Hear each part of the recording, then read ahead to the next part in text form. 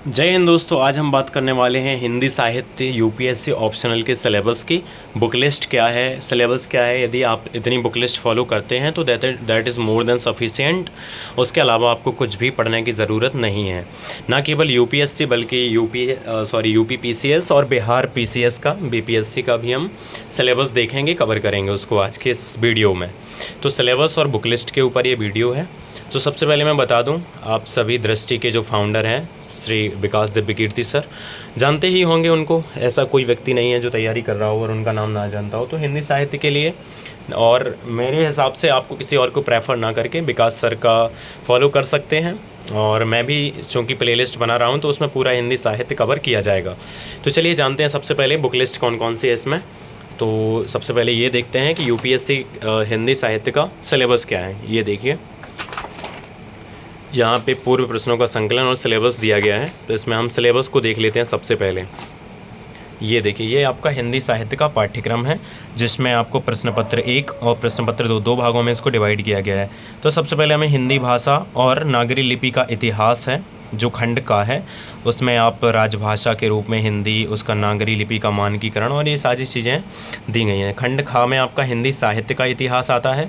साहित्य में जैसे जो आदिकाल से स्टार्टिंग होती है, उसके बाद भक्ति काल, रीति काल, आधुनिक काल, आधुनिक का हिंदी कविता की प्रवृत्तियाँ, कथा साहित्य, जो उपन्यास हैं, यथार्थवाद है, उनका उद्भव और विकास है, प्रेमचंद्र, जैनेन्द्र, यशपाल, रेणु और भीष्म साहनी, ये सारी चीज़ें यहाँ पर दी गई हैं। फिर आता है आपका नाटक और रंगमंच आलोचना, हिंदी गद्य की अन्य विधाएं जैसे ललित निबंध, रेखा चित्र, संस्मरण और यात्रा वृत्तांत। तो ये सारी चीज़ें इसके अंतर्गत आती हैं। अब बात कर लेते हैं प्रश्न पत्र 2 की। इसमें सभी रचनाओं का संकलन दिया गया है। पद्य साहित्य की रचनाएं जैसे कबीर, सूर, तुलसी, जायसी, बिहारी, मैथिली शरण गुप्त, प्रसाद, निराला, दिनकर, अज्ञेय, मुक्तिबोध। फिर जो इसका खंड खा है, प्रश्न पत्र 2 का खंड खा, इसमें आपको सीधी सीधी रचनाओं के नाम दे दिए हैं। जैसे भारतेंदु जी का भारत दुर्दशा जो निबंध है, ये दिया है। मोहन राकेश का आषाढ़ का एक दिन। तो ये गद्य साहित्य है खंड खा में। और प्रश्न पत्र जो का जो खंड का है, ये पद्य साहित्य के ऊपर है। तो सिलेबस बेसिकली 2 भागों में डिवाइडेड है, आप देख सकते हैं। ये यूपीएससी का सिलेबस है, प्रश्न पत्र 1 और प्रश्न पत्र 2।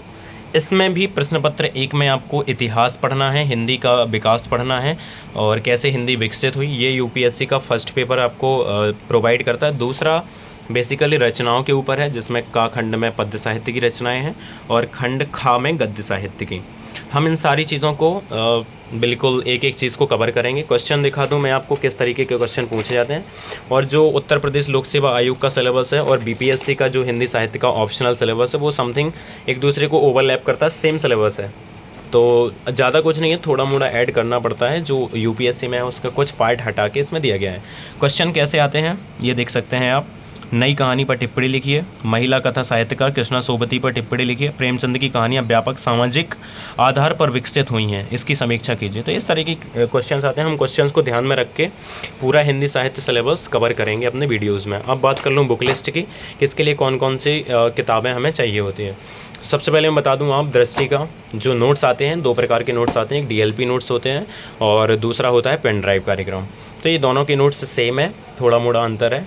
यदि आपने पेन ड्राइव कोर्स ले रखा है तो आप पेन ड्राइव ये ले सकते हैं, अदरवाइज़ आप डीएलपी के साथ जा सकते हैं। जैसे मेरे पास पेन ड्राइव कार्यक्रम के नोट्स हैं।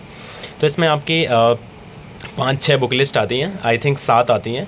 तो ये आप जैसे भाग 4 हो गया, ये आपका भाग 2 हो गया, इसमें नाटक खंड है, आदिकाल है। तो ये सारी चीज़ें यहाँ पर, और साथ में ये आपको दिया जाता है कि पूर्व जो परीक्षाएं हैं इनका संकलन इसके अंतर्गत दिया गया है।